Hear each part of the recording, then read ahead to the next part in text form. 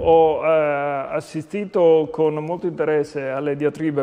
Facendo una riforma della sanità. Abbiamo abbattuto il 50% del debito. No, Riccardi, lasciami parlare, non fare l'arrogante, lasciami finire. Hai detto la tua Perché opinione. voi, quando dovete difendere le cose che fate voi, date la colpa a quelle degli altri. Questo è il Quando le candidato cose funzionano è merito vostro. Friulani, avete il candidato presidente. E questo è il centrodestra. Ma tu Quello che non fa le scelte, quello che non fa le scelte e poi stavano meglio. Questa è la realtà. Quello che avete lasciato, una crisi anche delle aziende non regolate mai dalla regione. Dal 2008 il sistema voi impresa non siete avete fatto un intervento. Non avete fatto un intervento. E per fortuna ci abbiamo provato, voi abbiamo provato. Siete riusciti a fare un'azienda sanitaria che va dalle risorgive del Varmo alla pista dell'Usari. Questo siete riusciti a fare voi.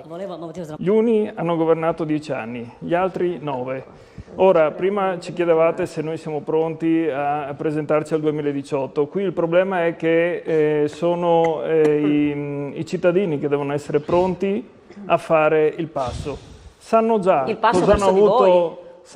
cosa hanno avuto per 5 anni, anche gli ultimi, prima con il centrodestra, sanno già quello che hanno avuto con gli ultimi 4 anni con un partito che ha voluto comandare in questa regione e non governare.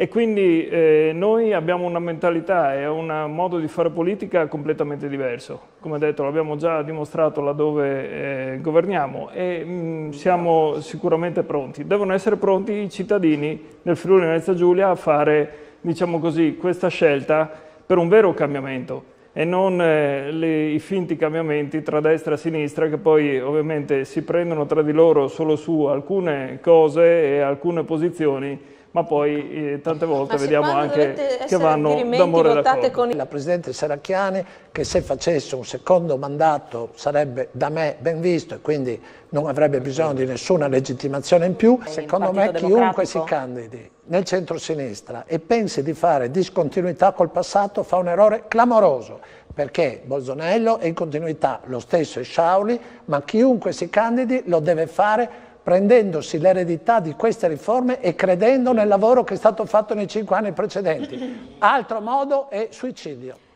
Grazie. Se devono continuare a fare quello che hanno fatto negli ultimi 4 anni, auguri per loro e ovviamente non tanto per noi, se mai dovessero ancora vincere. Auguri sinceri. Comunque noi di tutto questo dibattito, come detto, nomi non ne facciamo perché prima pensiamo anche noi al programma, pensiamo chiaramente a quello che c'è da ricostruire dopo quello che altri hanno distrutto 10 anni fa, 5 anni fa, 5 giorni fa.